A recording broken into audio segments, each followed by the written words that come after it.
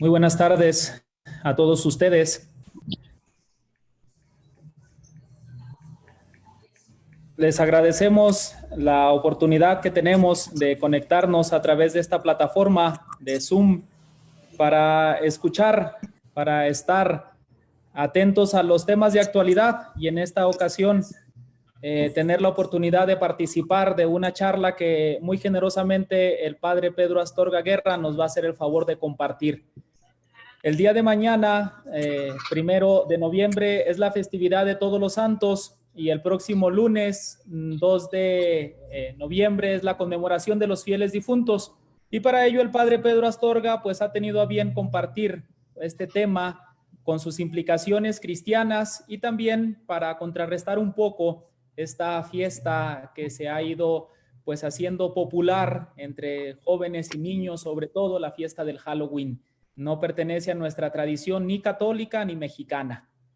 Pues le damos la bienvenida al padre Pedro Astorga Guerra. Él es doctor en teología bíblica. Tuvo su formación en España primero, en donde cursó el bachillerato en teología, después la licenciatura en teología con especialidad en Sagrada Escritura.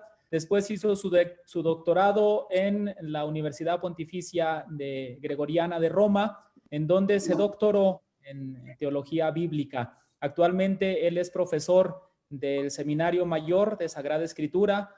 Él es el director del Instituto Fides et Ratio y él pues tiene gran experiencia en la docencia, gran experiencia en ser conferencista. Le damos la bienvenida al padre Pedro Astorga Guerra y le dejamos los micrófonos y el video para que él nos comparta esta iluminación. Para efectos de cuidar transmisión, voy a silenciar todos los micrófonos. Le voy a pedir al padre Pedro Astorga que abra su micrófono, abra su video y vamos a tener ya la disposición para escucharlo. Bienvenido, padre Pedro Astorga. Buenas tardes. ¿Sí me escuchan? Sí, adelante, padre, te escuchamos. Vamos a comenzar esta reflexión. Comparto pantalla. Si me permiten para comenzar.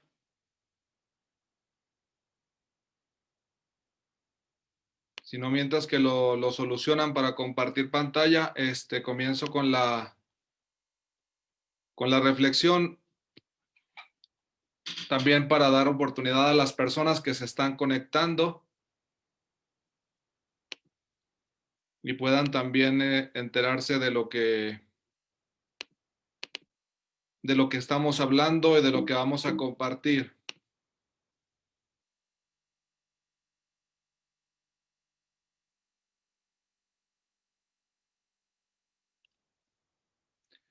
En esta fiesta de todos los santos y los fieles difuntos, quisiera comenzar en primer lugar haciendo promoción de lo que los obispos nos están pidiendo a nivel México, a nivel República Mexicana, para prepararnos a la celebración de los años 2031-2033.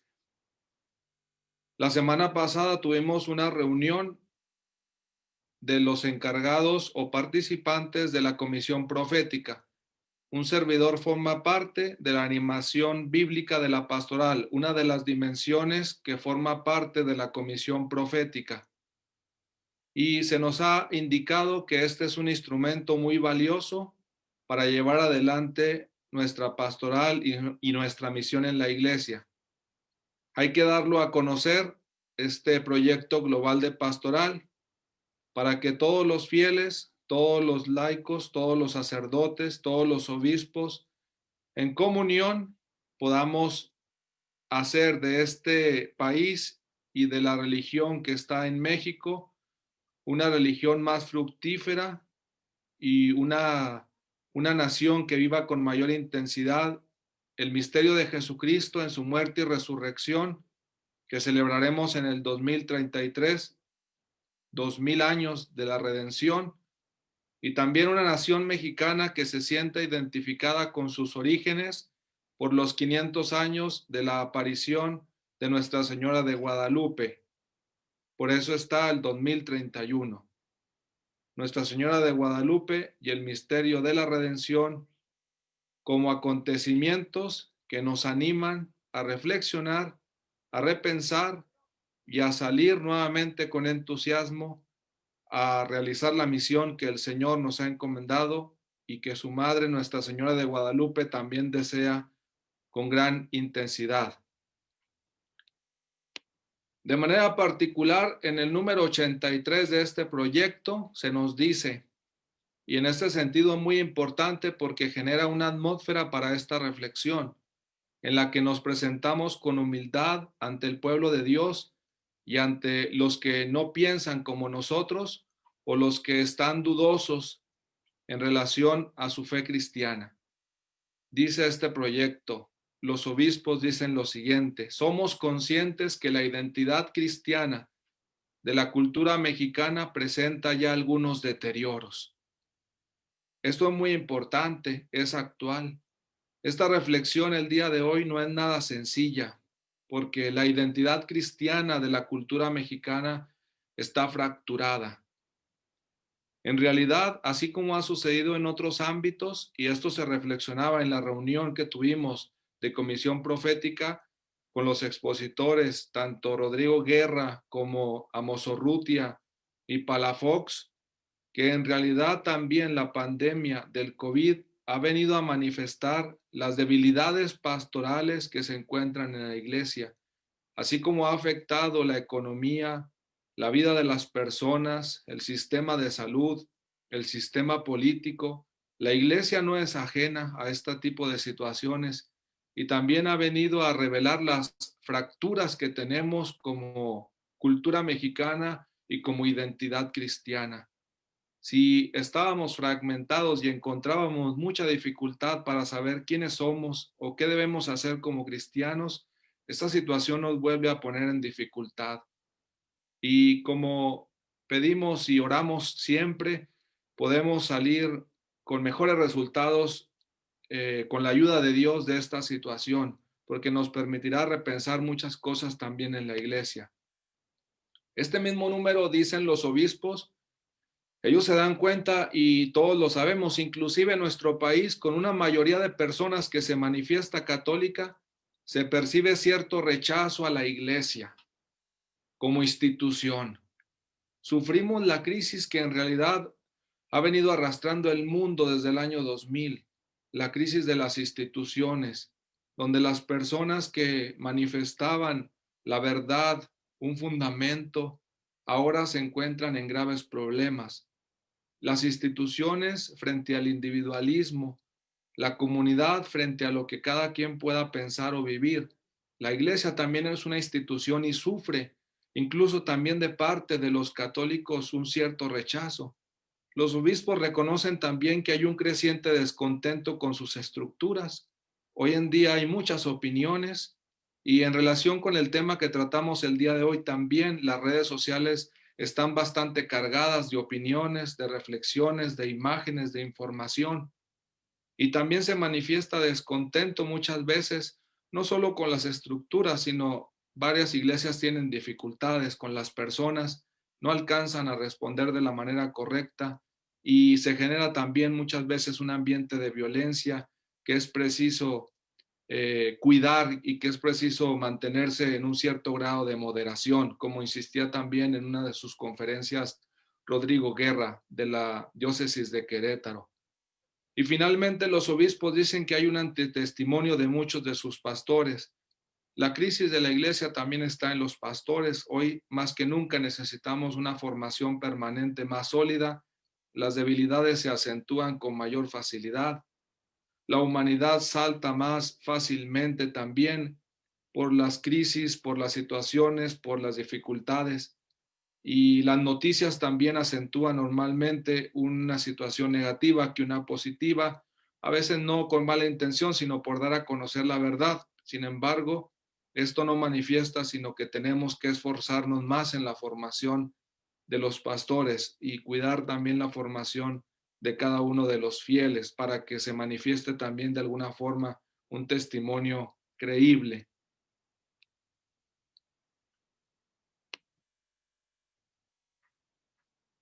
vamos a finalmente una anécdota, pero también reflexión. El nuncio apostólico en el proyecto global de pastoral, en el número 139, lo citan los obispos, una anécdota que él cuenta, pero me parece que ayuda mucho también en este contexto de lo que he venido diciendo y para que esta reflexión ayude de alguna manera a hacer misión en las condiciones en que nos encontramos. El proyecto global de pastoral dijo el nuncio apostólico: una señora con 2 hijos se me acercó al final de la Santa Misa y me dijo: Padre, bendiga a mis niños. Una vez que los bendije, me pidió: Padre, ore por otros 3 que tengo en casa y no sé cómo convencerlos para que vengan a la iglesia. Esta frase es fundamental, es importante, es común. Estamos fragmentados no solo a nivel mundial, no solo a nivel eclesial, sino a nivel familiar. No compartimos las mismas costumbres, de tal forma que hoy mismo en una casa, en una familia, puede haber celebraciones distintas de cada uno de sus miembros, porque no hay quizá un acuerdo, porque cada quien también tiene sus ideas, pero una madre de familia que se acerca para hablar con el nuncio apostólico le comenta: no sé cómo convencerlos para que vengan a la iglesia. Ella tiene el deseo de que sus hijos vengan a la iglesia, reconoce en la iglesia un espacio y un lugar donde se puede estar mejor que en casa, eso es lo que da la impresión, o que estando en la iglesia ellos encontrarán también la salvación, como indudablemente así sucede. Pero lo que me interesa es resaltar la preocupación que tiene esta madre de familia, como muchas o como muchos padres de familia o como muchos miembros de sus familias, por la división y la fragmentación interna en que se encuentran. Y dice el nuncio apostólico: esta mujer en su sencillez me enseñó qué significa ser padre. A los que ya están, los acompañamos y los seguimos acercando a Dios, pero los que no están, nunca están fuera de nuestra mente y nuestro corazón. Esta frase es muy importante, es fundamental. La Iglesia Católica no descarta a nadie, no tiene problemas con nadie, no juzga a nadie, intenta, busca y quiere, como lo hizo el Señor Jesús, atraer a todos hacia sí, especialmente a aquellos que son pecadores y enfermos. Pero los que no están, y la iglesia se parece también a esta madre de familia que se preocupa por sus hijos, pero los que no están nunca están fuera de nuestra mente y nuestro corazón. Vamos a comenzar, por lo tanto, acercándonos a los aspectos que vamos a tener en cuenta estos días. Empezamos por Halloween, que es la denominada fiesta del día de hoy por algunas personas, y lo haremos de manera, sobre todo descubriendo la dinámica de fondo que tiene y lo que necesitamos como iglesia también entender, especialmente en un fenómeno tan complejo, tan fragmentado también, tan dispar, quizá unido por cuestiones económicas, quizá unido por una cultura ajena a la nuestra, pero al fin de cuentas es un fenómeno con el que crecemos, con el que nos encontramos. Al menos un servidor pues ha convivido con este fenómeno desde que nació, es decir, he sabido los niños que piden dulces, he dado dulces porque teníamos una tienda donde vendíamos productos y había que atender las peticiones de los niños que llegaban ahí, es decir, la fiesta te llega, te invade. Lo mismo la televisión, un servidor nace con la televisión, con ciertas caricaturas, va uno creciendo también en lo que ofrece Halloween y es inevitable no hacer una reflexión y una superación o eh, un posicionamiento o buscar dar al menos una perspectiva de lo que sucede con Halloween.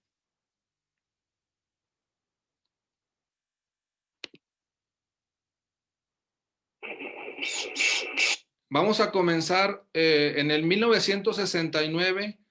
Se crea una de las series que hasta nuestros días o actualmente se presenta en la televisión, es Scooby-Doo.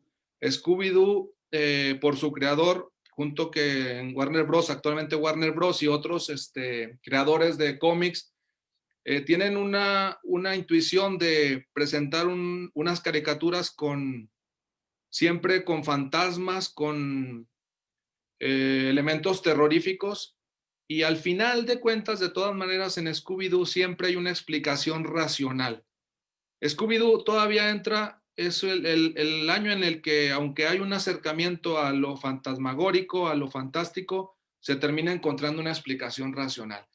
Hay elementos de racionalidad, pues es un delincuente, es un ladrón, el que al final de cuentas tenía una máscara, etcétera, y en ese sentido permanece en ese caso como serie con acercamiento a lo que Halloween desarrollará, pero al mismo tiempo con un cierto grado de racionalidad.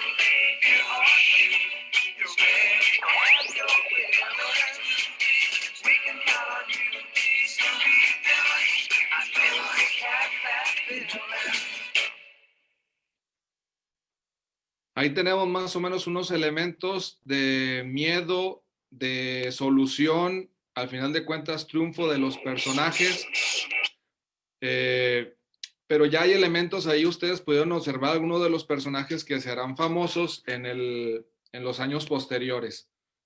En México, especialmente para el público infantil, un programa nacido en el 82, Chiquilladas, va a incluir hasta el año 89 una sección de Chiqui Drácula, que llegará incluso a ser una película en el 86.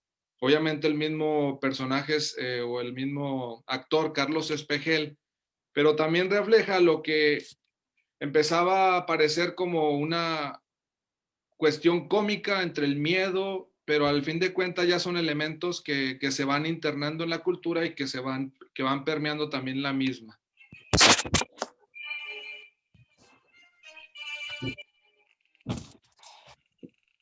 Pero uno no lo veía con maldad, nomás de miedo, ¿verdad? Sí, da miedo. Me acuerdo acá, pues es que...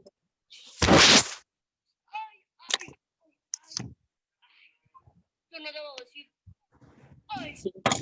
Si se mueve mucho, no sé qué te la puede tener. Es que no está cargando. No está cargando. Bello. ¿De qué no es eso?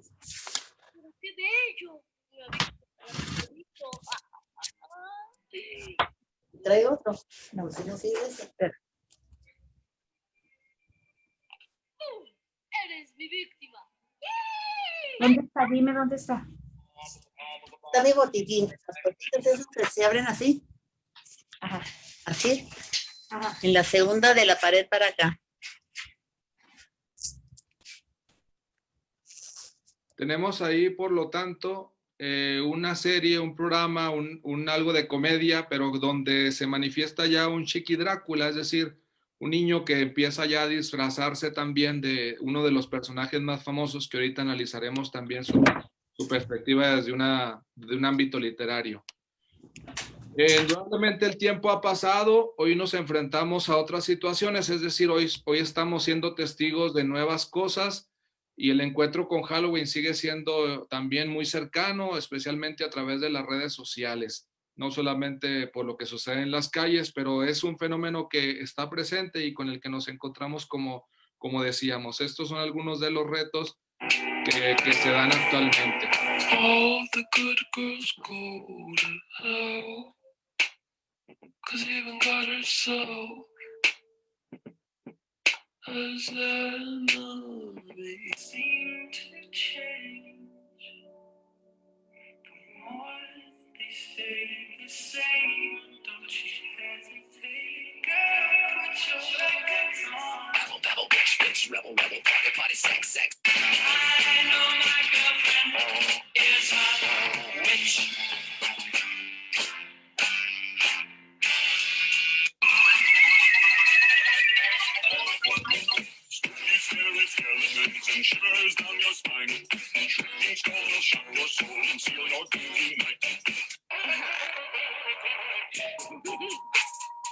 I want to see your cheeks glow red. I'm mad at Disney. They tricked me, had me wishing on a shooting star.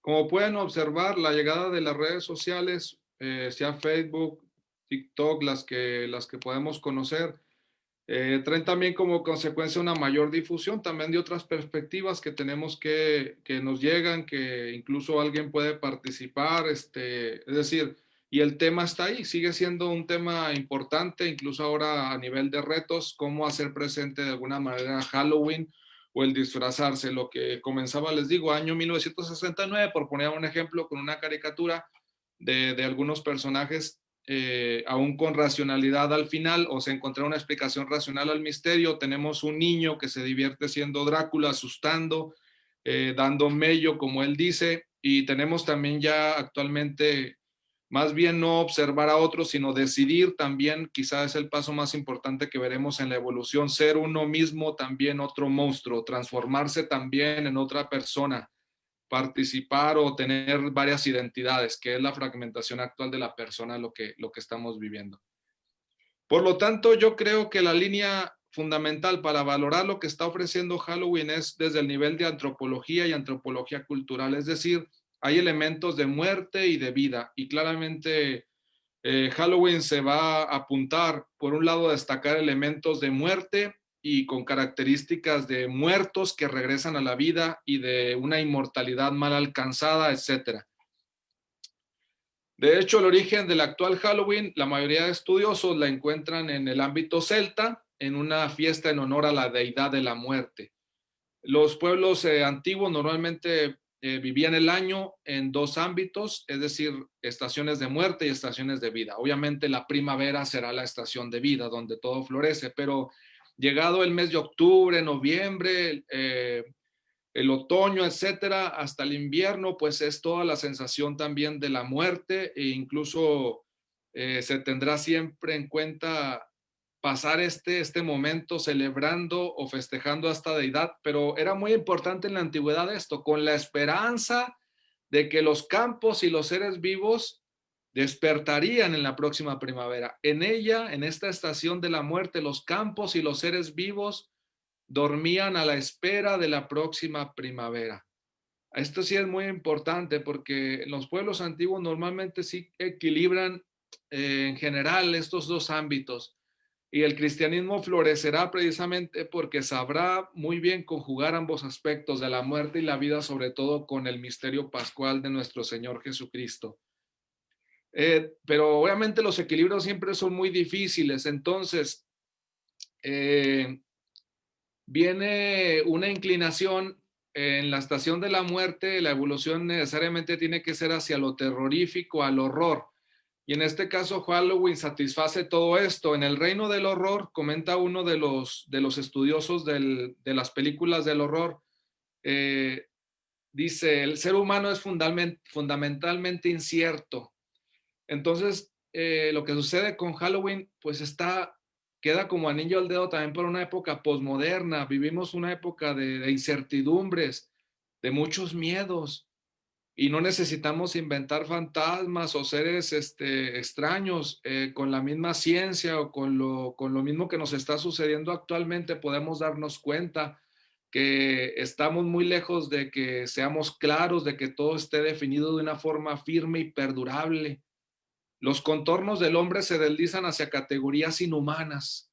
Las personas pasan a ser animales, fantasmas u otras clases de no muertos.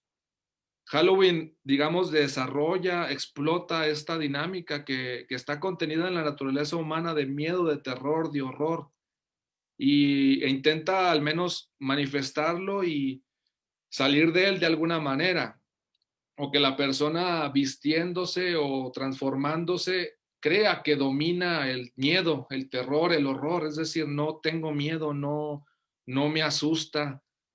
Sin embargo, reside y permanece lo incierto, no es ella, se ha transformado en otra categoría que no es ella. La experiencia del horror reside en esta confrontación con lo incierto, con lo antinatural, con la violación de las categorías ontológicas en las que residen el ser y la cultura.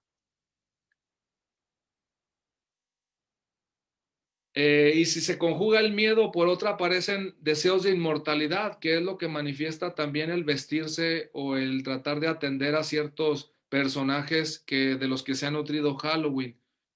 En 1897, Bram Stoker escribió Drácula, y Drácula lo hemos visto, hay un Chiqui Drácula en 1986, bueno, 82, 86 la película.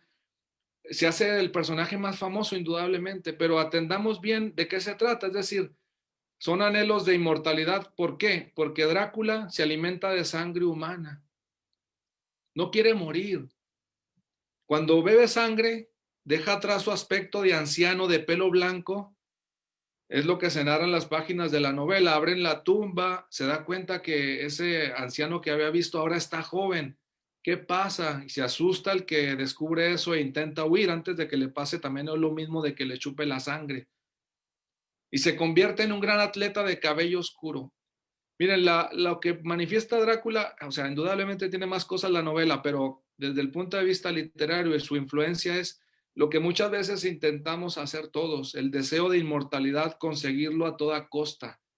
Y vean cómo el cristianismo va separándose de este tipo de inmortalidad. La idea es ir detectando cómo Halloween se presenta de alguna forma como insuficiente, aunque intentemos, aunque busquemos, los personajes no alcanzan realmente a conseguir la inmortalidad, luchan por conseguirla, es verdad, pero optan por un camino que no es el que se ha optado, por ejemplo, en el cristianismo, que en este caso vean las comparaciones no están tan difíciles de hacer. Uno que se alimenta de sangre humana para vivir, para no morir, en cambio otro que la entrega muriendo y dando vida.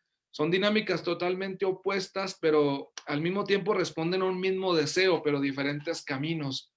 Una entrega un cuerpo que se desgasta, un cuerpo que no soporta, sea Jesús a los 33 años, sean las personas comunes y corrientes, pero todos luchamos, intentamos incluso hoy más que nunca la ancianidad se ha visto como una enfermedad, el ser mayor cuesta tanto, y entonces Halloween deja de ser un solo día para empezar a permear la cultura todos los días. Cada vez que alguien no acepta que se va desgastando, que va muriendo de alguna forma y que a toda costa quiere permanecer en su juventud o en la eterna juventud.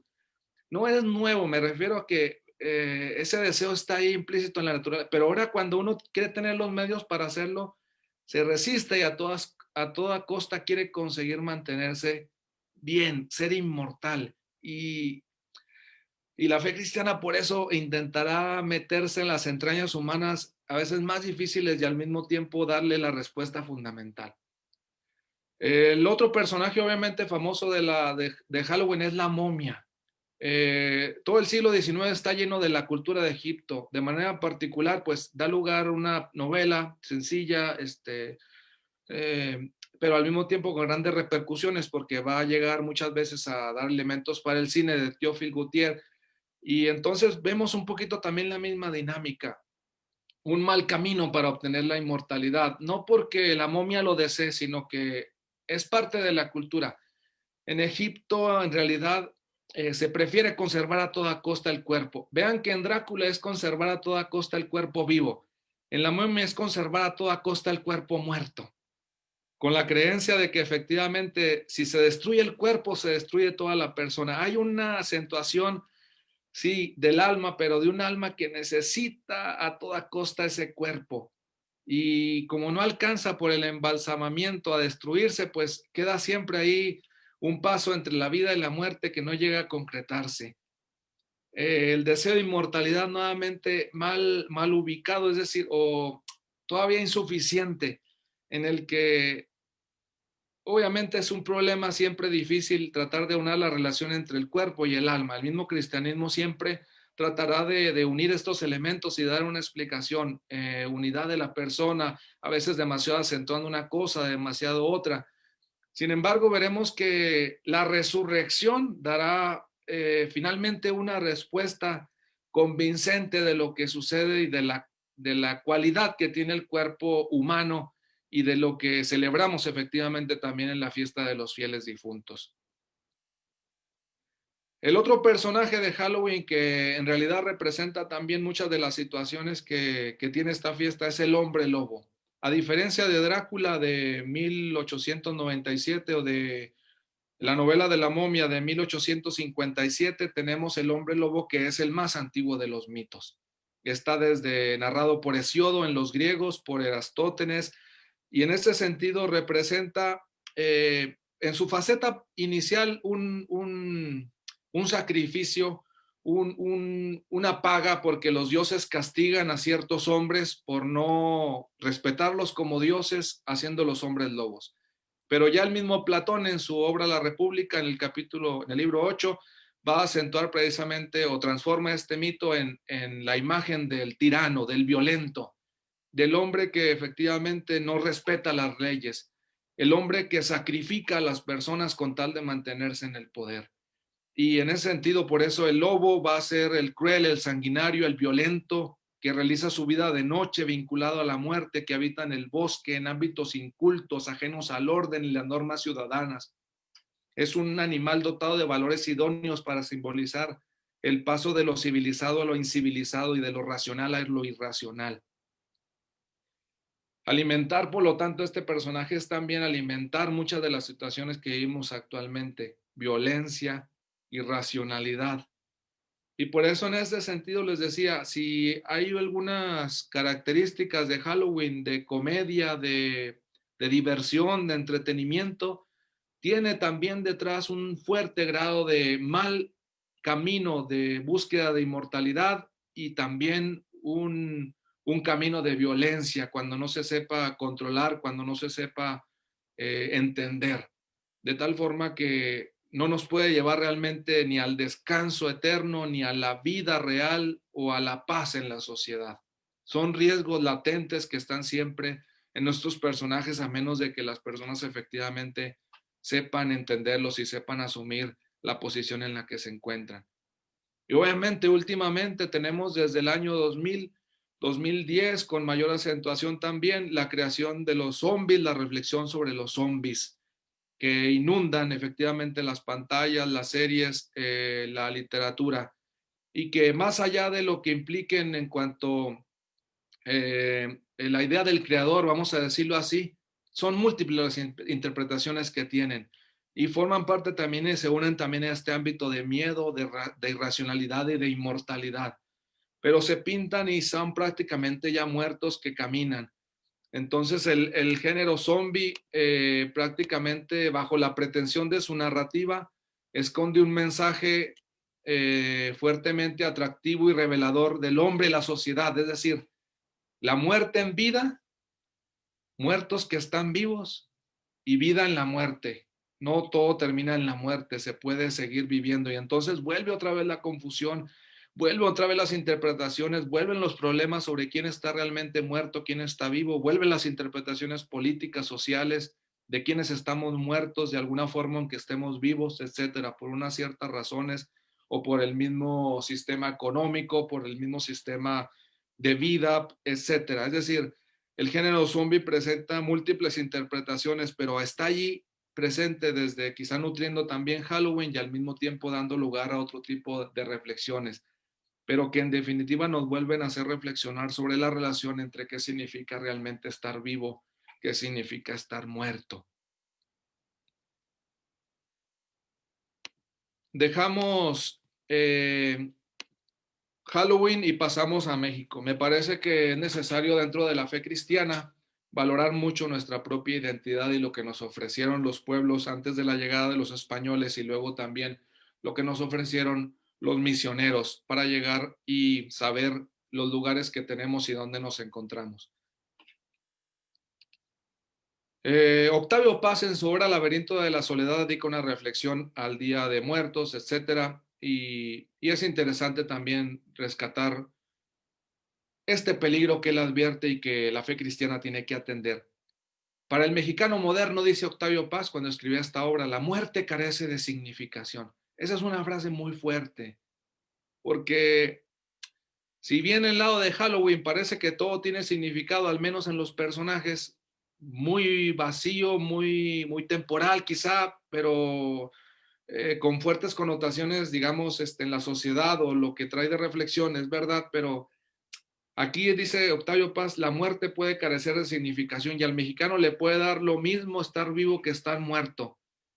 Se puede perder el anhelo por la vida, se puede tener un culto muy fuerte por la muerte, de tal manera que el mexicano no se dé cuenta de la riqueza que tiene como vivo, como don de Dios que está en esta tierra y que le ha permitido vivir y compartir esta vida. Dice Octavio Paz, el mexicano frecuenta la muerte, la burla, la acaricia, duerme con ella, la festeja. Es uno de sus juguetes favoritos, su amor más permanente. Dice, pues sí, tiene miedo quizá como los otros hombres, pero no se esconde ni la esconde.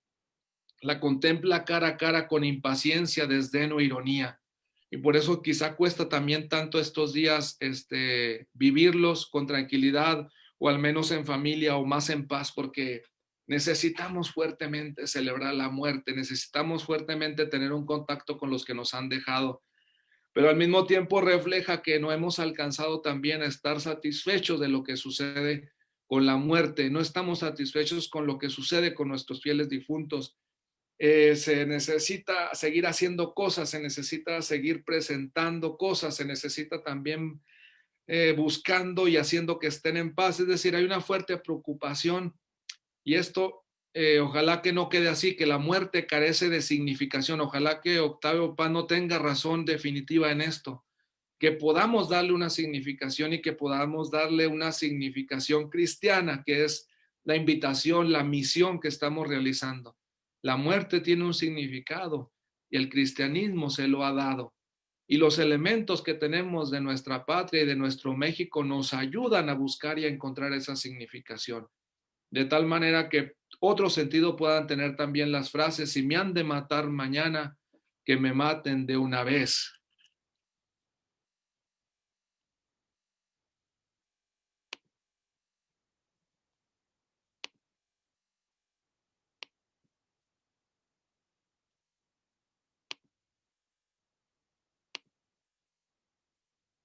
El primer elemento en México que empieza a presentarse como fundamental en estos días es una creación de posadas.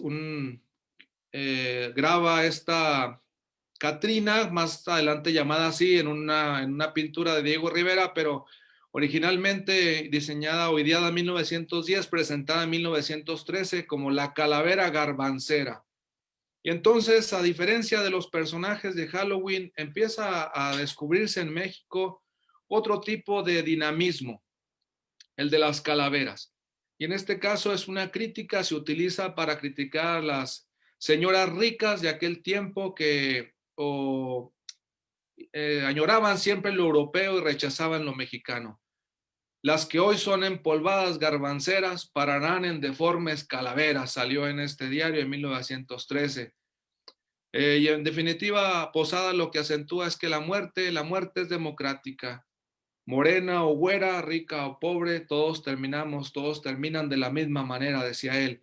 Y entonces ahí es donde comentaba yo un poco, la cultura mexicana empieza a trabajar con la muerte, no tanto como con tipos monstruos, sino más bien un reflejo social de las situaciones que vivimos y que al fin de cuentas, tanto ricos y pobres moriremos, o que da lo mismo ser bueno que malo, vamos a morir.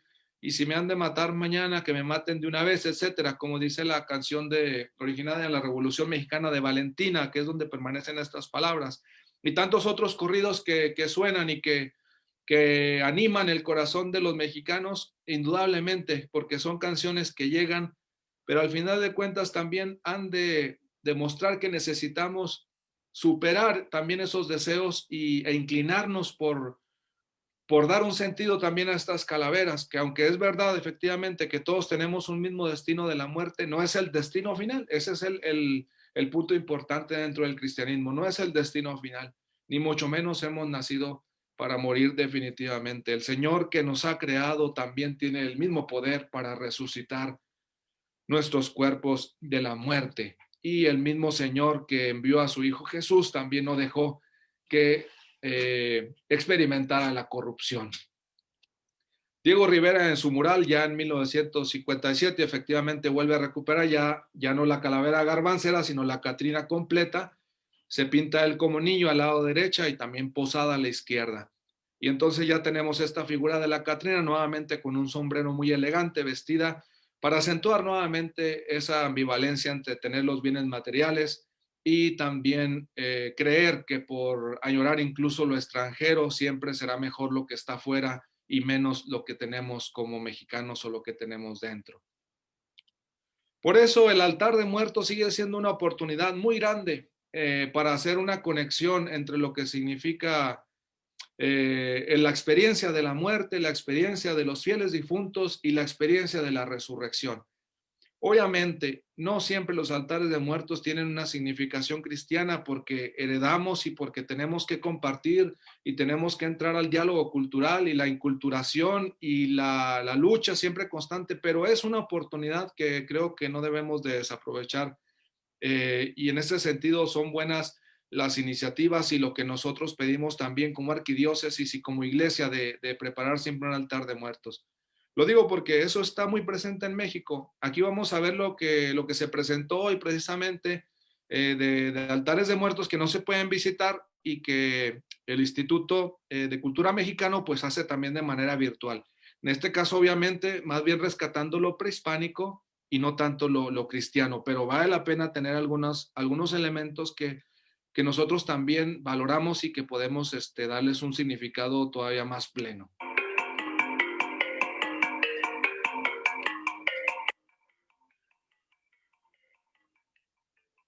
Y que les estoy dando, pues es un poco la idea de cómo iba a pasar la gente, porque parte de la idea era que se pudieran espaciar, ¿no? Entonces, que no entraran directamente al altar, sino que tuvieran que dar un recorrido un poquito más largo para dar tiempo que pudieran salir y no se juntaran. Pero ya muy cerca de la fecha nos dimos cuenta que lo más responsable sería migrar todo al entorno digital, continuar adelante con nuestros planes de montaje, pero buscarle una salida que no fuera presencial para que la gente lo pueda disfrutar de todas formas, pero que todos estemos a salvo y tranquilos. Sí.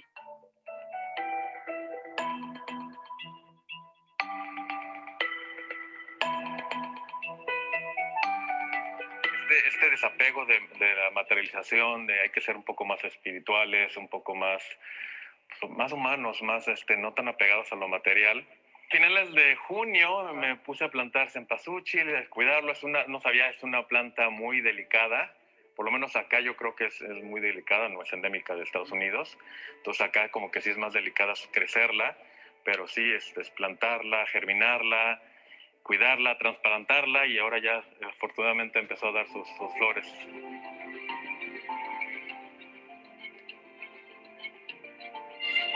Yo lo que destacaría de este altar en particular es que si bien cuenta con todos los elementos de un altar muy tradicional, en este nos enfocamos un poquito más en el lado prehispánico de la mitología y del viaje al Mictlán, al inframundo azteca. Quizá esa sería lo que lo hace diferente en esta ocasión. Bien.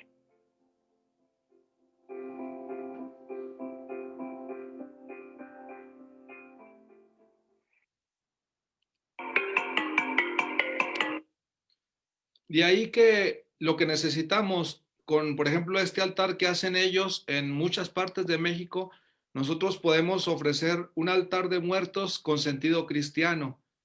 La Arquidiócesis de Durango nos presenta este ejemplo de lo que debe de llevar un altar de muertos cristiano.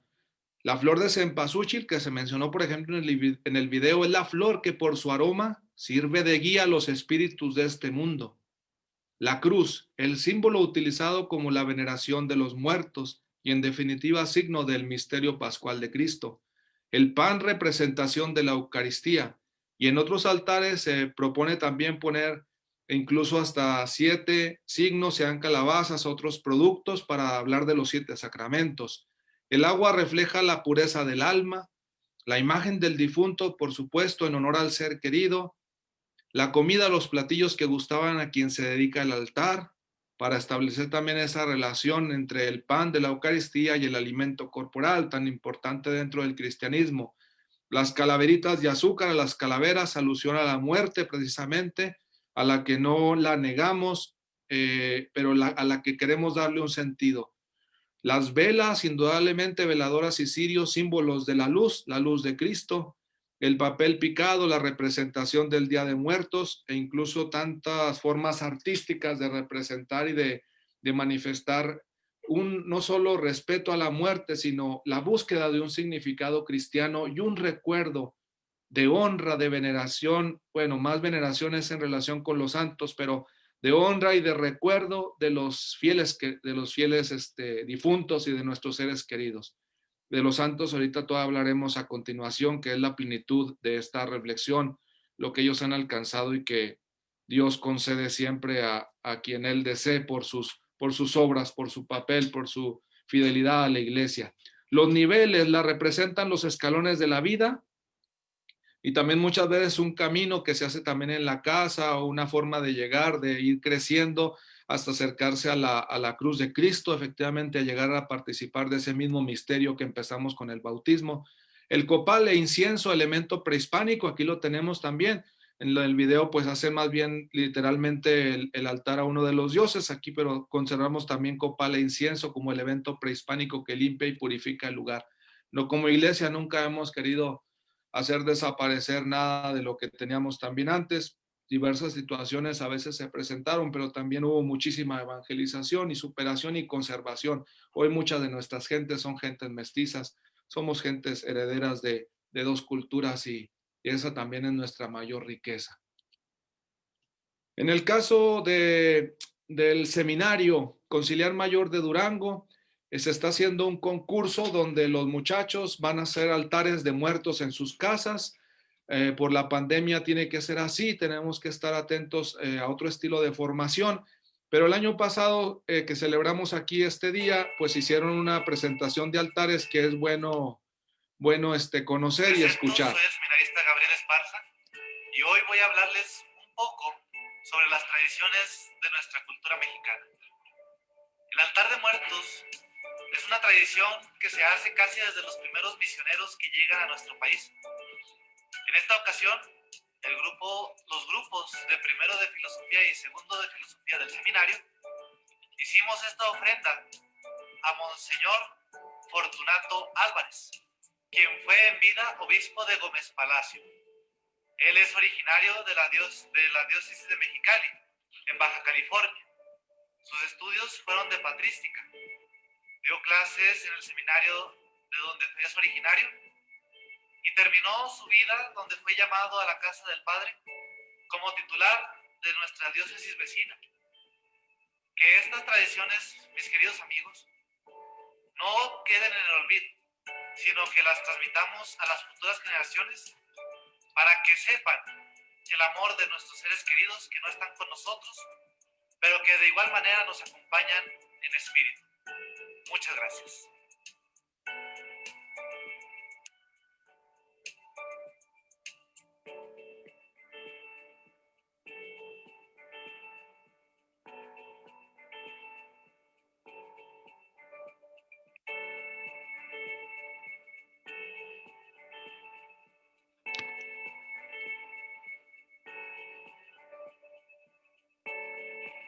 Hola amigos de Semillas del Reino, mi nombre es Jesús Arreola. Soy parte del grupo de tercero de filosofía y nosotros dedicamos nuestro altar al excelentísimo señor Antonio López Aviña, sexto arzobispo de esta arquidiócesis. Pues para nosotros recordar nuestras tradiciones, lo que como mexicanos nos identifica, pues fue algo muy bonito y también pues conjugarlo con nuestra fe cristiana, hacer esta cristianización del altar de muertos, dedicárselo a un personaje tan importante para esta arquidiócesis como lo fue Monseñor López Aviña, pues sin duda alguna fue una experiencia muy buena que nos gustó mucho. Gracias.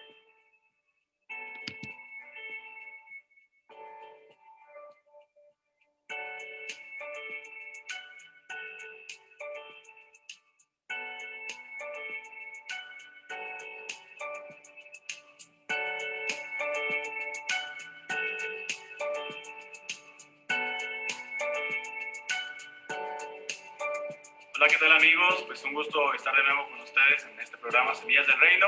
El día de hoy pues vamos a ver un poquito sobre nuestras culturas, en la cultura tradicional del altar de muertos.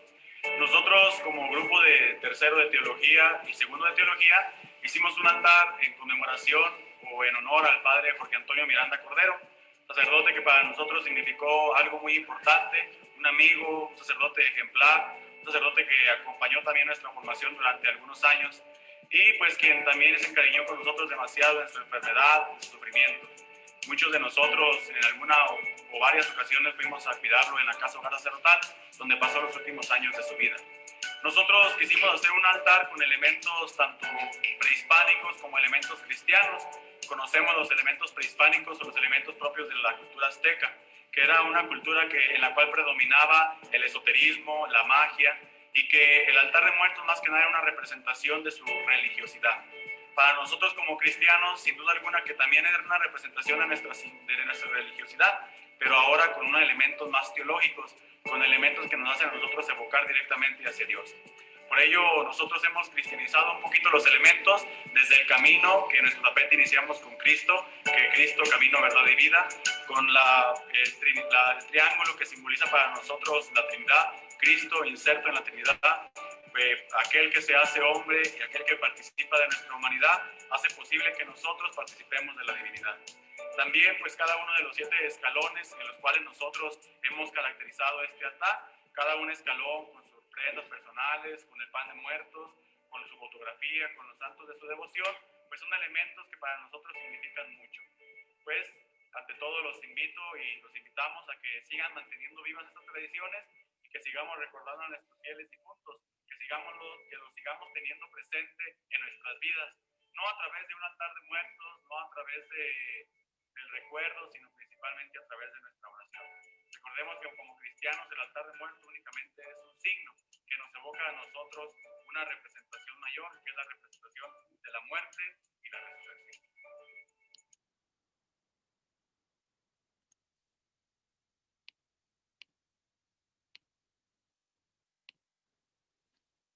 Si tenemos en cuenta esto y asumimos la riqueza que tienen los altares de muertos, podemos dar un paso de la tradición a la liturgia.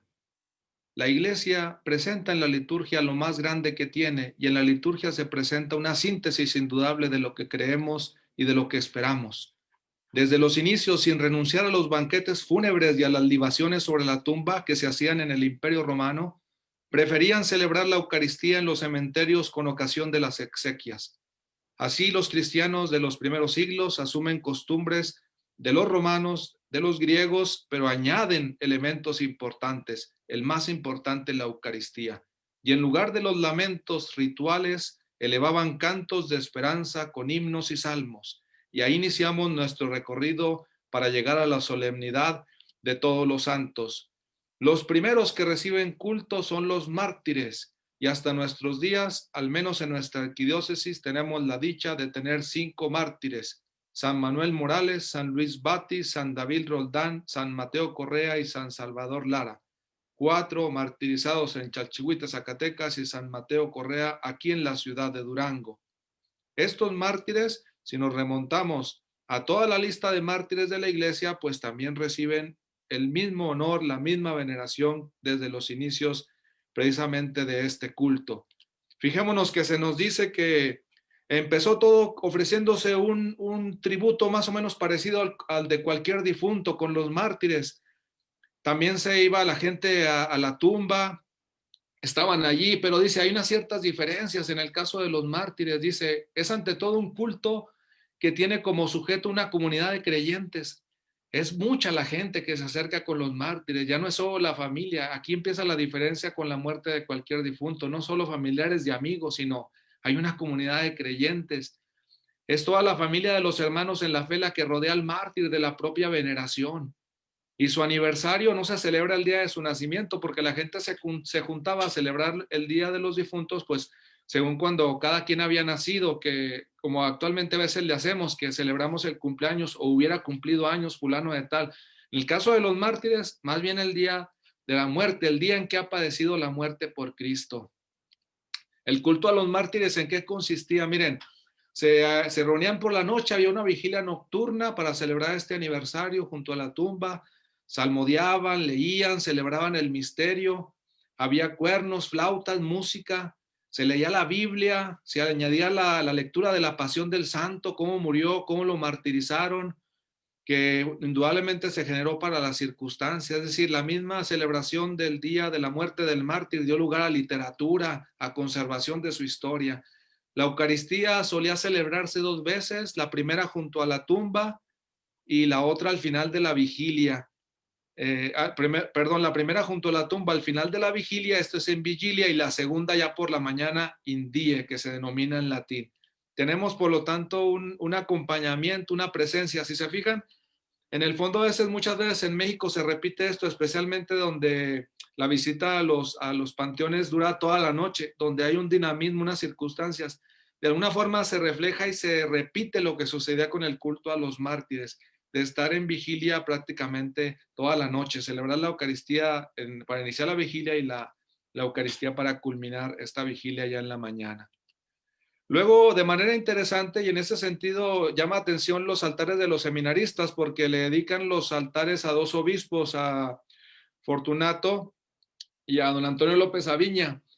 La segunda posibilidad, o lo que pasó en la iglesia, es que se empezó a venerar a los obispos, se empezaron a guardar listas de obispos de los que la gente les guardaba un cariño especial. Yo aquí pongo, por ejemplo, San Ambrosio, pero pues, se pudiera poner cualquier otro de los obispos de los primeros siglos de la iglesia.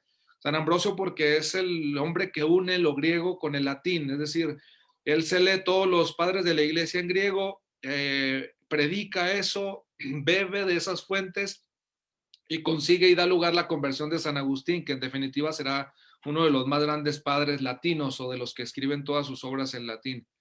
Esta oración también es muy sencilla y de verdad muy, muy real para todos. Señor mío Jesucristo, me acerco a tu altar lleno de temor por mis pecados, que es una de las cualidades indudables de los santos, los primeros que se consideran efectivamente pecadores, débiles, e intentan responderle al Señor de la mejor manera como símbolo acercándose a su altar.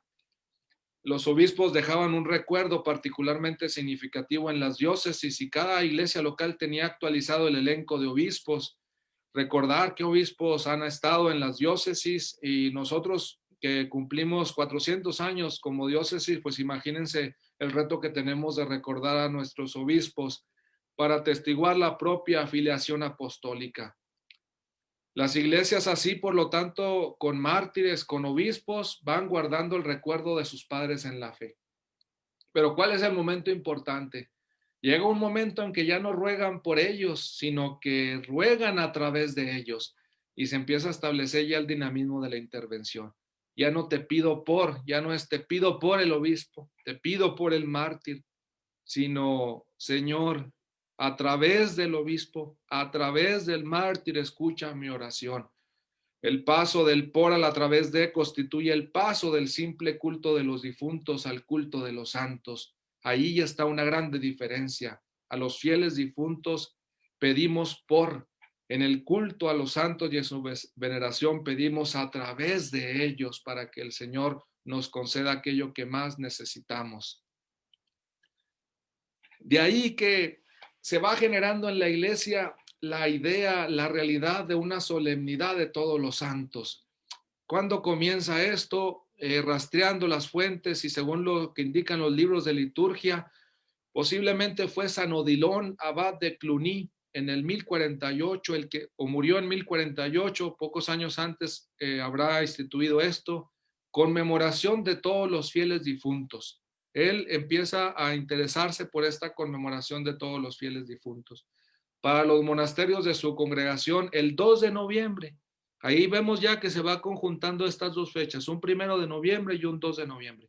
Según la crónica de Sigeberto o Sigeberto de Gemblé, la instituyó el año 998, conmovido por el relato de un peregrino, pero ya hay un abad, San Odilon, que se interesa por conmemorar a todos los fieles difuntos, un 2 de noviembre. Pío V introduce en el misal romano la fiesta de todos los santos y establece un orden según los días litúrgicos, un orden que se llama de precedencia, es decir, se le va a considerar también como una gran solemnidad.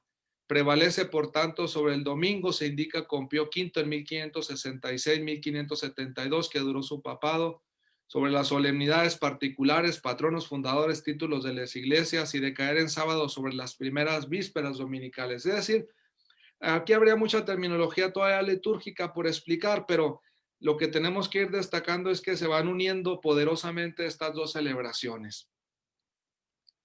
El que une, regresamos en el tiempo, une la fiesta y se junta con la del 2, vamos a decir que está ubicada en Gregorio III. ¿Cómo estuvo la situación? En San Pedro erigió un oratorio en honor de Cristo y de su Santa Madre, María Santísima. Y dice, aquí en este oratorio vamos a celebrar a todos los santos mártires y confesores y justos llegados a la perfección que reposan en el mundo entero. Porque la iglesia normalmente estaba juntando las reliquias de los santos. Se preocupaba por ver cómo las acomodaban, cuáles eran las basílicas que había que construir. Papa dice, bueno, vamos a dejar que reposen en el mundo entero, donde estén todos los santos mártires confesores. Vamos a tener ya ahora este oratorio. Ordenó a los monjes del servicio en la Basílica Vaticana que acudieran allí de todas las tardes para celebrar un oficio votivo en su honor. Y pronto comenzó a difundirse la fiesta de todos los santos. Ahí tenemos ya todos en conjunto, no estamos pensando en alguno en particular, todos los santos mártires, todos los confesores, todos los justos. Relacionada en Oriente con solemnidades pascuales y fijada en Inglaterra y en los países francos para el 1 de noviembre.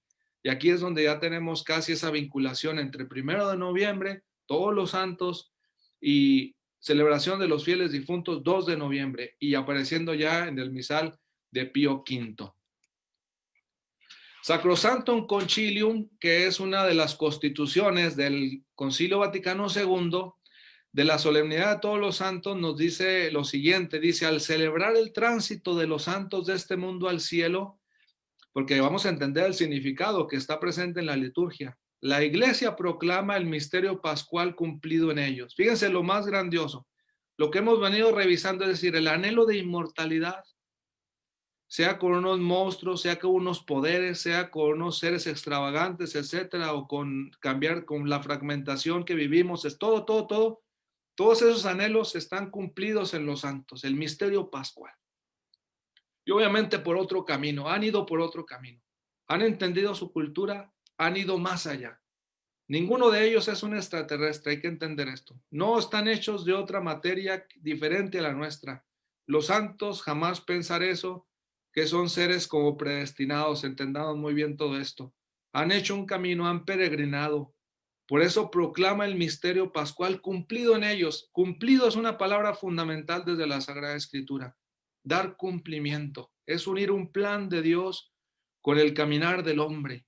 El cumplimiento en las profecías, en la historia, en Jesucristo, etcétera, es la unión más importante de dos ideas, de dos voluntades, y sobre todo de un mismo plan de salvación. Si Dios creó al hombre, lo ha creado para que sea santo, para que esté con él, y lo logra a través del misterio pascual de su Hijo, que sintetiza los anhelos, los deseos y las luchas más importantes del hombre entre la muerte y la vida, entre el miedo y la incertidumbre, entre la tristeza y la alegría, entre la salud y la enfermedad, que sufrieron y fueron glorificados con Cristo. Propone a los fieles sus ejemplos. Este es el segundo aspecto. Hay que imitar a los santos en algún aspecto, en algún detalle. Siempre hay algo que se puede imitar. Alguien decía, aunque sea a veces los imito en sus malos ejemplos, empezando porque los santos también cometieron muchos errores, también se equivocaron, también no supieron muchas veces cómo hacer las cosas. pero eso no los detuvo, sino que siempre intentaron, siempre buscaron, siempre batallaron y siempre alcanzaron aquello que esperaban, quizá no en vida, pero sí con sus discípulos y sus continuadores, como se nota en muchas de los institutos, de las congregaciones, donde muchas veces a veces son los discípulos los que van después, los que logran muchas veces lo que aquellos santos, aquellos primeros fundadores anhelaron, porque no depende uno del tiempo ni las obras, muchas veces ni de las propias fuerzas, mucho menos incluso quizá de los propios conocimientos, alcanzar todo lo que uno se propone. Y finalmente dice Sacrosanctum Concilium, y por los méritos de los mismos implora los beneficios divinos, lo más grande, la intercesión. Es verdad que entramos en muchos problemas y discusiones con otros hermanos cristianos en relación con los santos, pero no hay que perder de vista que es una gran aportación de la Iglesia y siempre digna de reflexión. ¿Cómo es posible que alguien como yo pueda llegar a tal grado de mérito que pueda ayudarme como intercesor delante de Dios? No son santos inútiles, no son santos que gozan de su dicha únicamente para ellos, son santos que están activos, son santos que están al tanto de la vida de los hombres, son santos dispuestos a ayudar a las desdichas humanas. Nosotros simplemente a veces, y es verdad que experimentamos a veces mucha desesperación, que no nos escuchan, que no nos atienden, sufrimos muchas veces el desconsuelo y la tristeza, pero no es el camino final y ni mucho menos la realidad. Todo lo contrario, están ellos atentos y de alguna forma tarde que temprano responderán a nuestras súplicas. Por eso en los credos, el primero, el credo de los apóstoles que se proclama sobre todo en tiempo pascual, tenemos que se nos dice: creo en el Espíritu Santo, la Santa Iglesia Católica, la comunión de los santos, el perdón de los pecados, la resurrección de la carne y la vida perdurable o la vida eterna. Ahí está la comunión de los santos. Se trata de una comunidad efectivamente con un papel en la Iglesia y un papel muy importante. Y ahí es donde entendemos también la vinculación con los fieles difuntos. Añoramos y pedimos que los fieles difuntos participen plenamente de esta comunión de los santos. Es verdad que los vinculamos a nuestra familia, fulano de tal, cuidamos su tumba, la visitamos. En esta ocasión es difícil, no se puede visitar estrictamente por la situación que vivimos, pero aún así, el anhelo más profundo no debe ser que estén con nosotros o vinculados siempre con nosotros. Por su vinculación con los santos están siempre más cerca con nosotros. Por su participación con los santos también reciben los méritos de esos santos que están más cerca de Dios. Y el credo niceno-constantinopolitano o el credo largo que conocemos también dice: creo en la Iglesia que es una santa, católica y apostólica. Confieso que hay un solo bautismo para el perdón de los pecados. Espero la resurrección de los muertos y la vida del mundo futuro. Aquí se transforma lo que aparece en el credo de los apóstoles por la esperanza. Espero la resurrección de los muertos. ¿Y por qué la espero? Porque creo en la Iglesia y porque he recibido el bautismo. El destino final de los fieles difuntos, en definitiva, radica por el bautismo. Radica en que desde que han nacido en el bautismo participan ya del misterio pascual de Cristo. Hay santidad en los bautizados. Y esperamos la resurrección de los muertos, y si Dios concede reconocer también los méritos, o incluso, ¿por qué no?, la Iglesia los que reconoce también como santos en la canonización. Es decir, hay una esperanza cierta de la resurrección de los muertos.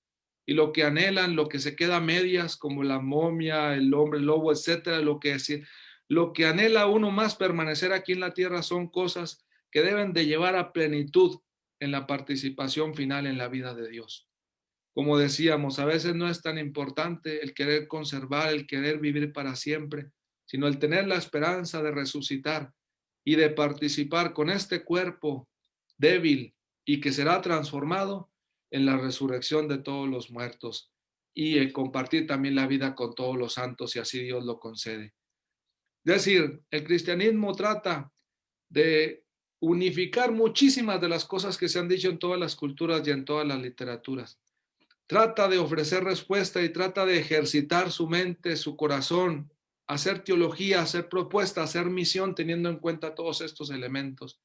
Y el cristianismo tiene mucho cuidado de no dejar nada de lado, de no buscar equilibrios forzados, sino que intenta de darle la importancia a cada uno de los elementos y a valorar en toda plenitud los diferentes aspectos de toda la vida cristiana, desde el nacimiento, desde la pertenencia a la iglesia, desde el valor del bautismo y desde la esperanza cierta de la resurrección.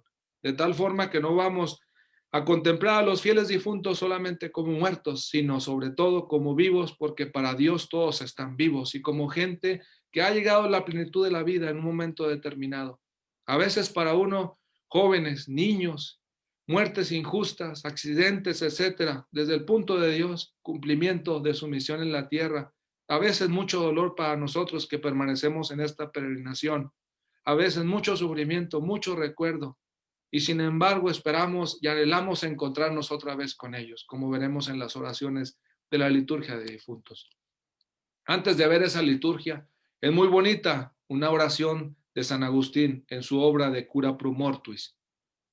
Es verdad que los que no murieron en pecado no necesitan de nuestros sufragios y oraciones, ni los que están ya en la patria celestial. Así la Iglesia ofrece el divino sacrificio y ruega a Dios en general por aquellos que pueden estar necesitados de oraciones y sufragios. Para que los que no tienen padres, fíjense, qué cuidado de San Agustín, qué interés por todas las personas, para que los que no tienen padres, parientes y amigos que se acuerden de ellos, sean socorridos por esta Madre común, que a ninguno de sus hijos olvida y a todos los tiene dentro de su corazón. Por eso les decía, como la madre que fue a hablar con el nuncio apostólico pidiendo por sus hijos, la Iglesia también es la Madre común que a ninguno de sus hijos olvida y a todos los tiene dentro de su corazón. Jamás, dice San Agustín, nos olvidemos de rogar a Dios por las almas de nuestros hermanos difuntos, como lo acostumbra hacer generalmente la Iglesia Católica, por todos los fieles que murieron, aunque no sepa cómo se llamaron, para que supla la falta de los parientes y amigos, proveyendo las necesidades de aquellas almas que no tienen otro socorro. Qué grande misión tenemos todos en relación con los fieles difuntos. Vamos terminando esta reflexión con algunos textos de la liturgia de los fieles difuntos. Es indudablemente una de las frases más importantes que procede de un libro bíblico apócrifo que no está dentro de los libros canónicos de la Sagrada Escritura, pero que utilizamos para entender la dinámica de la muerte y la resurrección. Cuarto de Esdras, capítulo 2, versículo 34. Dale, Señor, el descanso eterno y brille para ellos la luz perpetua, que repetimos una y otra vez en la liturgia de los fieles difuntos.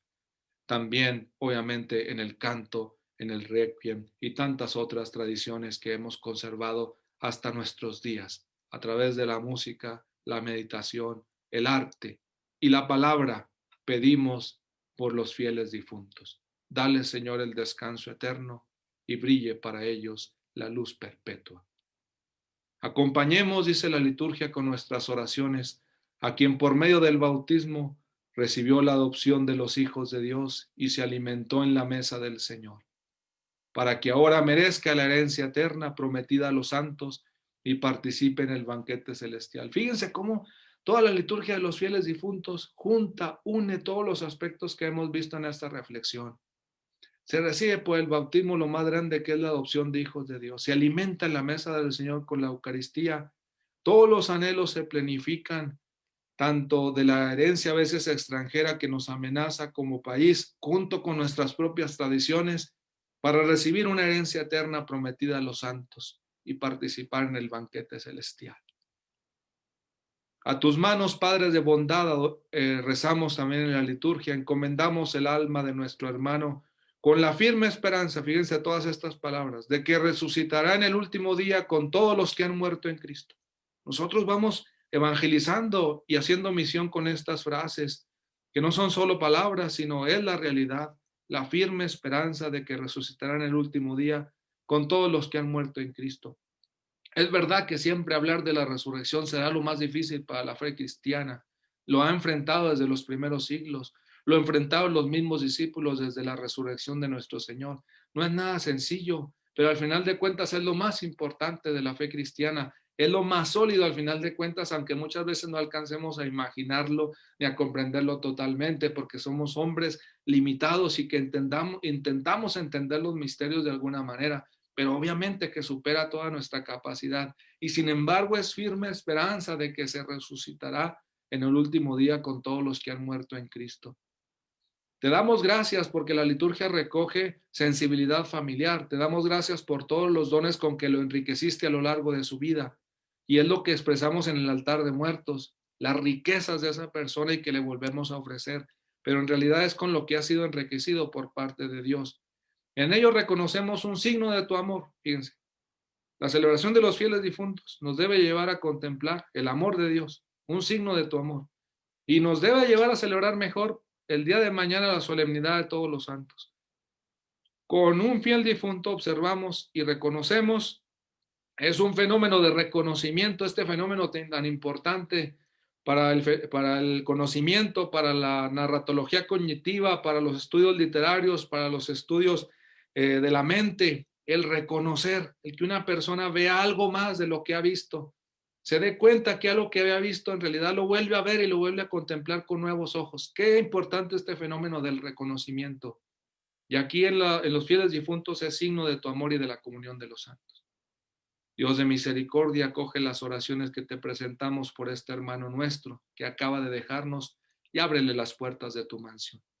A sus familiares y amigos y a todos nosotros los que hemos quedado en este mundo, concédenos saber consolarnos con palabras de fe, que es lo que intentamos en este momento, consolarnos con palabras de fe, hasta que también nos llegue el momento de volver a reunirnos con Él. Esperanza de la resurrección en Cristo y reunirnos otra vez con los que nos han precedido y gozan y son signo de la comunión de los santos. De volver a reunirnos con Él junto a ti en el gozo de tu reino eterno, por Jesucristo nuestro Señor. Amén.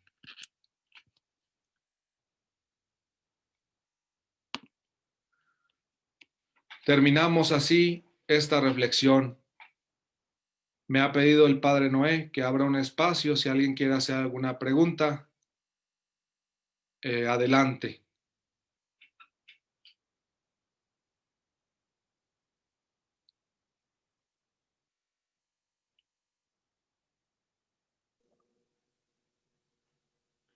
Padre, soy Monseñor Faustino. Buenas noches, Monseñor. No, primero para felicitarte, creo que ha sido una exposición muy clara referente a estos 2 días tan importantes en la vida de todo fiel cristiano. El día que celebramos a todos los santos, ojalá lo sigamos haciendo a lo largo de todo el mes, de tal manera que el inicio de este mes nos recuerde nuestra vocación a la santidad. Y segundo, celebramos a los fieles difuntos. Uno de los propósitos de esta charla era precisamente aclarar algunas situaciones que se dan en esta celebración así llamada Halloween, lo cual la Iglesia con todas sus fuerzas quiere de alguna manera contrarrestar, porque estamos conscientes que hay decisiones que tomamos a veces quizás por ignorancia de ciertas posturas en las cuales dejamos nosotros entrar al maligno, y creo que esta celebración es una puerta de entrada al maligno. Muchas personas me han escrito pidiéndome que fortalezcamos nuestras prevenciones para que no utilicen la sagrada forma, la sagrada Eucaristía para cosas para lo que no son. Por eso este día creo que en nuestro pueblo, en nuestra feligresía, como dice el PGP, también hay muchas desorientaciones, el proyecto global de los obispos, muchas desorientaciones por esta dictadura del relativismo, donde da lo mismo una cosa que otra cosa. Por eso me parece que ha sido clave en esta coyuntura de tiempo tu exposición. Te felicito y ojalá entre quienes están conectados con nosotros haya muchas preguntas, porque son muchas las preguntas que permanentemente a través de las redes nos lanzan muchas personas. Muchas gracias, Padre, por tu exposición y felicidades. Sí, gracias a usted. Padre, yo quisiera preguntar, ¿por qué en la preparación de los niños no se incluye este tema? En la preparación de los niños, en el... El de la primera comunión, de la confirmación. ¿Por qué no se les aclara desde chiquitos, pues? Ok, ya entendí, porque ellos son los que participan en ambas tradiciones, ¿no? Tanto en lo de Halloween como en la Sí. católica. Ajá, les llama mucho la atención el disfraz. Sí, obviamente que es, conociendo la psicología de los niños, obviamente que hay una atracción muy fuerte, es mercadotecnia, son colores. Sí. Además, si antes todo esto era algo como de gente culta, porque así empezó un poco la novedad gótica de estas leyendas, etcétera, incluso en ambientes de gente acomodada, hoy es una invasión a todos los niveles y más con las redes sociales. Es un trabajo de gente que es muy consciente del trabajo con los niños y a su nivel de formación y de captación. ¿A qué me refiero con esto? Tiene que ser también muy atractivo lo que ofrece el catecismo. El catecismo tiene muchas cosas atractivas y también atrae a los niños. Nosotros también siempre tenemos niños. Ellos lo tendrán un día, o sea, hoy o no sé cuántos, pero nosotros podemos tenerlo siempre. El reto es más difícil porque nosotros tenemos que tener una atracción constante. Tenemos que atender a un mundo familiar, porque si en la familia también atienden a que da lo mismo una cosa que otra, la mamá le compra un traje y le da lo mismo comprarle un traje de Drácula como un traje de un santo, tenemos que entrarle a evangelización de familias, obviamente.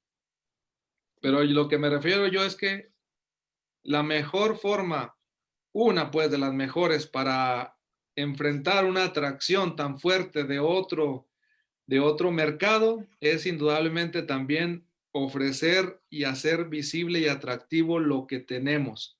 Es verdad que a veces hay gente que se esfuerza por minimizar los esfuerzos de la catequesis, se esfuerza por chotear los esfuerzos que se hacen con los niños, que siempre insistirá como más potente, más rico, más chistoso todo lo de los muertos.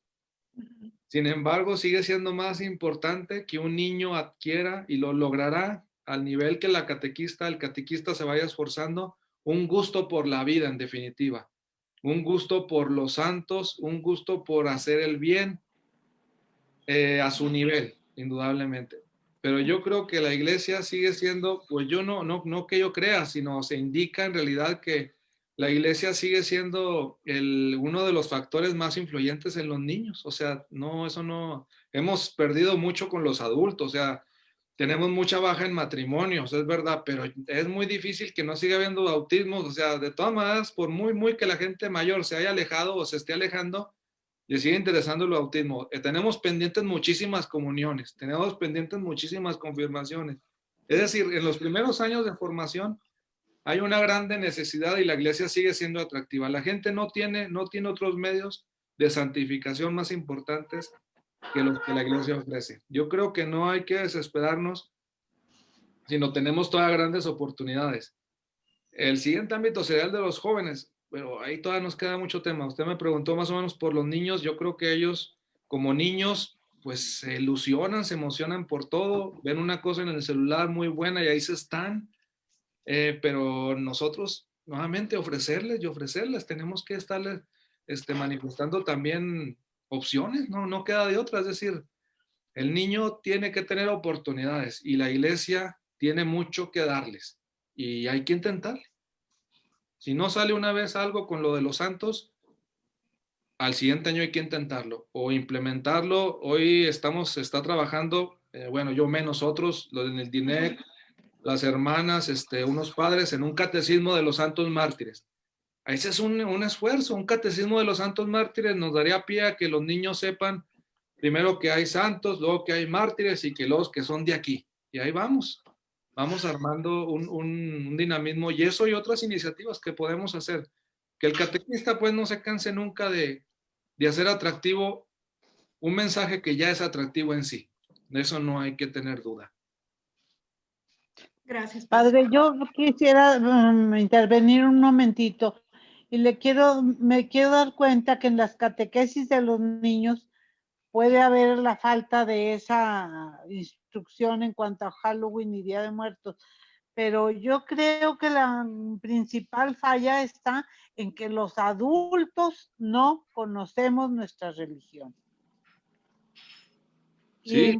Y acercamos a los niños a estas fiestas por creerlas divertidas sin darnos cuenta del gran daño que les hacemos. Que lo dejamos como un entretenimiento útil, fructífero, y no ponemos cuidado, como bien dice usted. Tiene razón. Somos adultos ya muy variados y nos hemos enfrentado.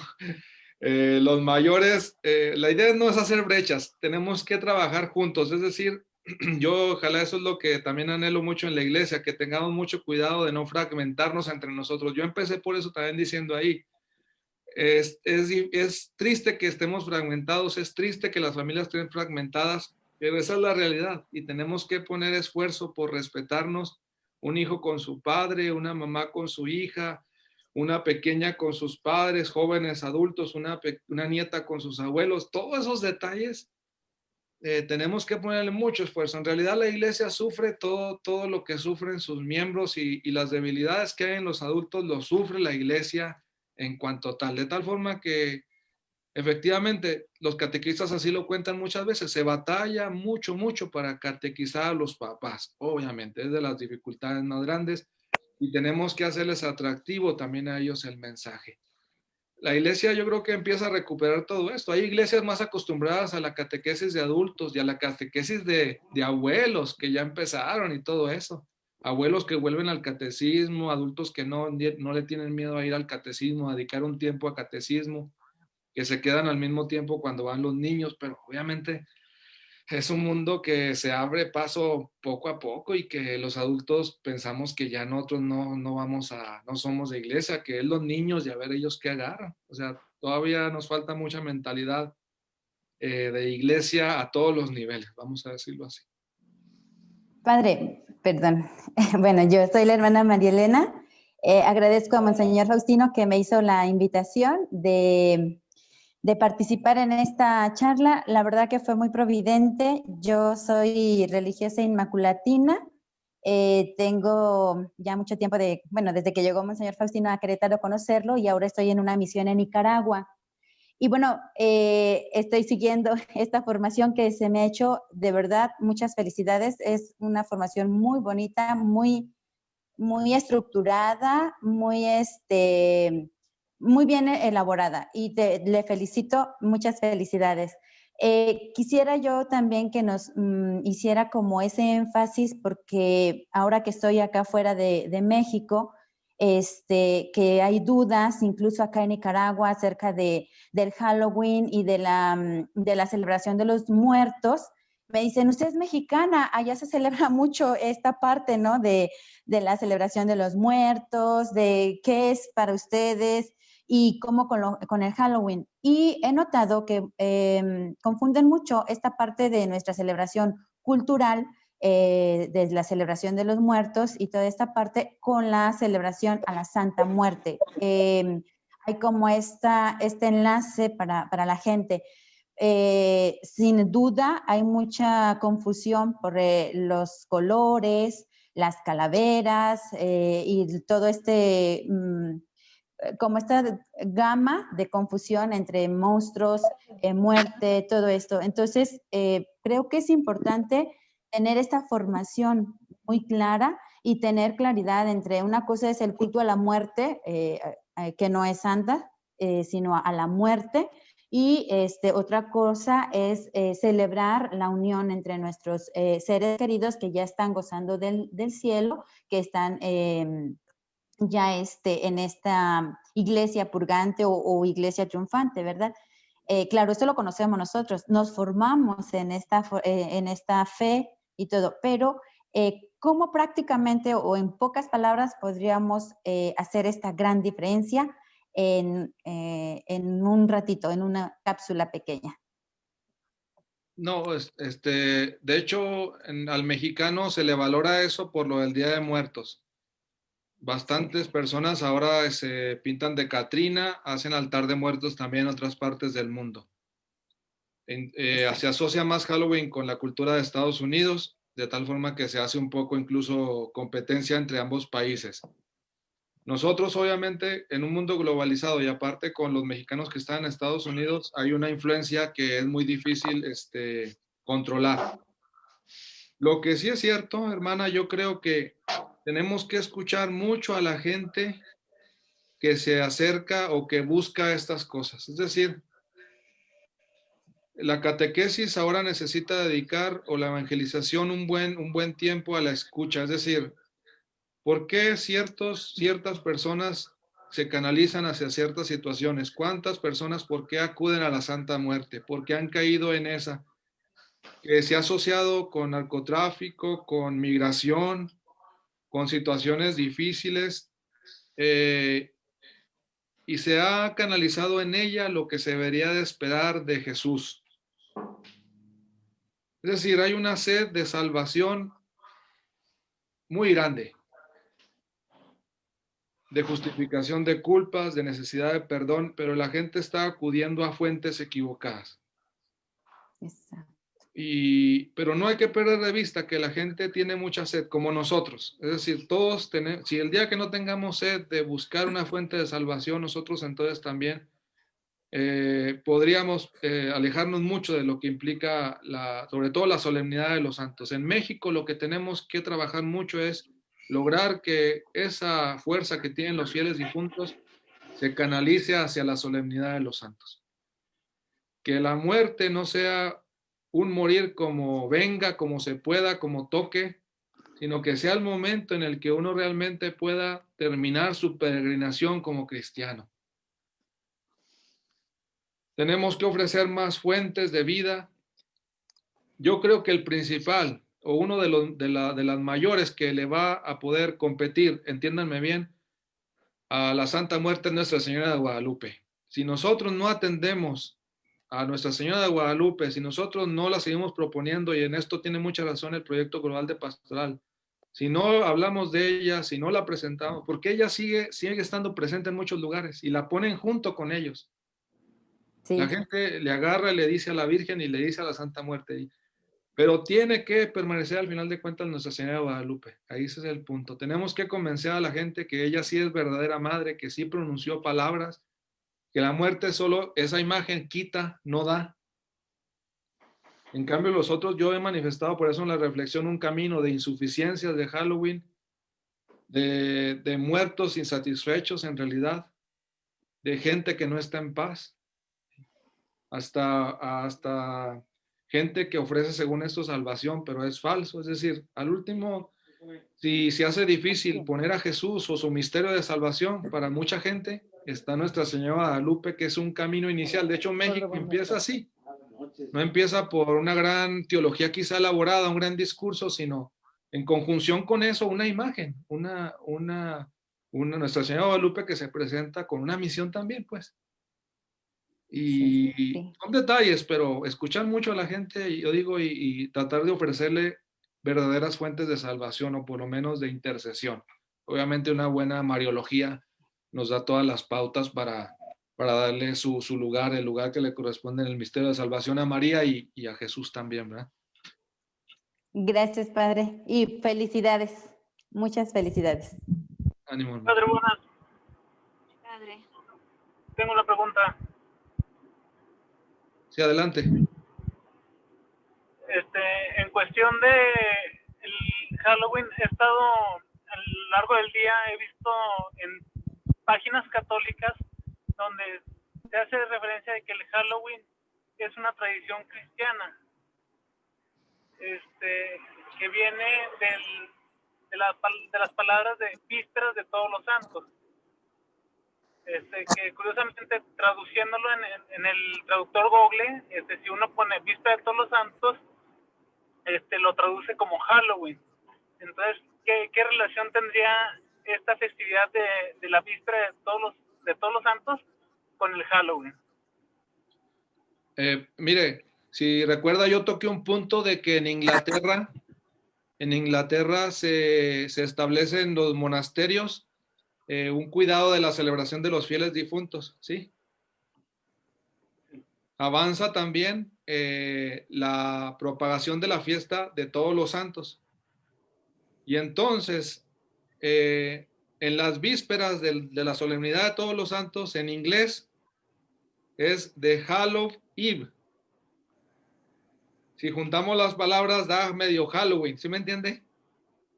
En inglés sería fiesta, víspera de todos los santos. Sí. Por ahí yo creo que las páginas cristianas hacen esa vinculación, pero es por el puro nombre. No porque los cristianos antes de todos los santos celebraran Halloween, sino que el nombre, como procede del ámbito anglosajón y de inglés, el nombre persevera. Ándele, pero es vísperas, o significa la tarde anterior de la solemnidad de todos los santos. No sé si me di a entender, ¿verdad? A lo mejor por eso la ponen en páginas de eso de tradición cristiana, pero no es que nosotros hayamos iniciado esa fiesta. El término en inglés es porque significa la víspera de la fiesta de todos los santos, que es el 1 de noviembre, ¿verdad? Y más tarde ya quedó transformada junta con Halloween, como una mezcla de la palabra en inglés. Por ahí iría la cuestión a lo mejor de la confusión. No sé si es Luis, ¿verdad? Luis Reséndiz, no sé si me di a entender. Ajá. Sí, o sea, a lo que voy es de que de pronto muchos católicos se van con la finta de que bueno, con lo que mencionan las páginas estas que menciono.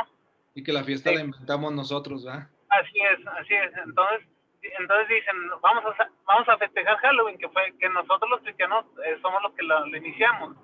No, es que iniciamos más bien la víspera, la preparación o una vigilia para la fiesta de todos los santos. Sí, ahí es donde está quizá Y, por ejemplo, esta noche es lo que insistimos, estar pensando y motivados por los santos, por los que han sido como nosotros y por los que han respondido con fidelidad en la iglesia, y emocionarnos, al menos, o intentar hacer lo pequeño o lo mucho que Dios nos ha encomendado de la mejor manera. Esa es la fiesta verdadera que nosotros estamos intentando celebrar, ¿verdad? De tal manera que una fiesta de Halloween, no sé qué tanto transforme, o sus efectos son más efectos económicos dañinos o insuficientes, o Monseñor señalaba incluso malignos. En cambio, una fiesta como la de todos los santos y su repercusión para la transformación de una persona, de una sociedad, porque en el fondo también a veces por eso estamos y sufrimos mucho como sociedad, como personas, porque no aprovechamos las riquezas que nos da la fe cristiana, no aprovechamos, y por debilidad o por descuido a veces por eso inicié también con eso, por un cierto desgaste o malentendido o coraje contra la institución, contra la iglesia, no la escuchamos. Y aunque la iglesia es verdad que a veces quizá no ha respondido como se esperaba, etcétera, pero quiere intentar ser otra vez cercana o es cercana a todos sus fieles, y quiere explicar y quiere servir, pues. No es para quitar, no quiere quitar, no quiere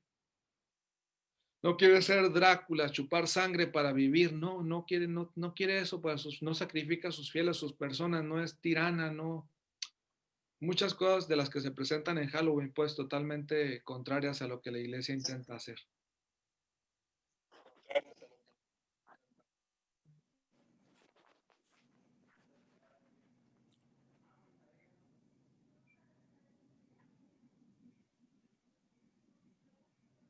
Yo también tengo una pregunta, padre.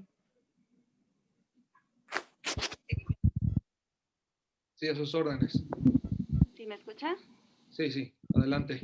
Ok, mire, padre, bueno, también felicitarlo por todo esto que nos ha regalado en esta tarde, y pues aprovechar también que está aquí Monseñor Faustino, el padre Noé, para decirles que nos sentimos tan alegres de verlos nuevamente aquí con salud, y pues bueno, le damos gracias a Dios.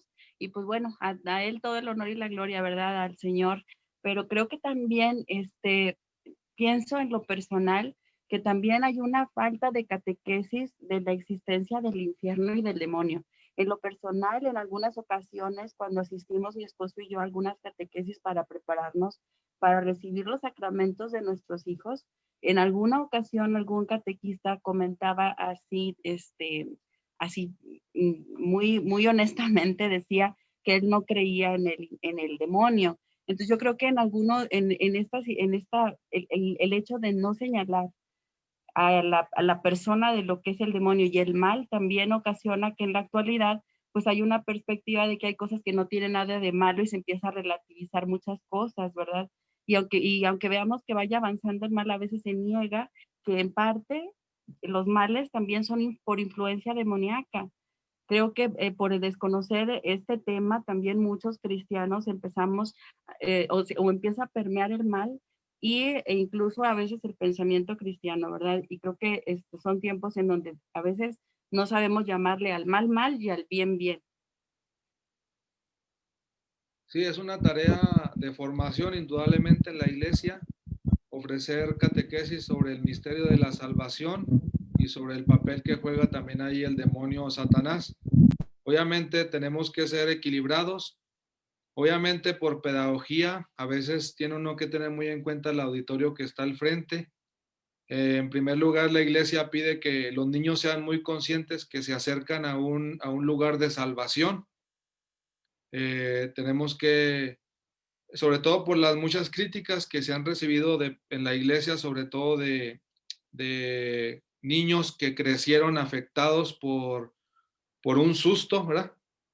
Por una acentuación demasiado grave sobre el demonio, es decir, es tener cuidado solamente para no afectar su percepción, que vivan con un miedo constante. La iglesia tiene que cuidar ese detalle, esa importante influencia. Y dado el momento de madurez o de percepción, como usted bien dice, con la capacidad de llamar al bien bien y al mal mal, con toda la fuerza, lo mismo como lo hace Jesús también en las tentaciones, ser conscientes de la fuerza que hay y de cómo responder.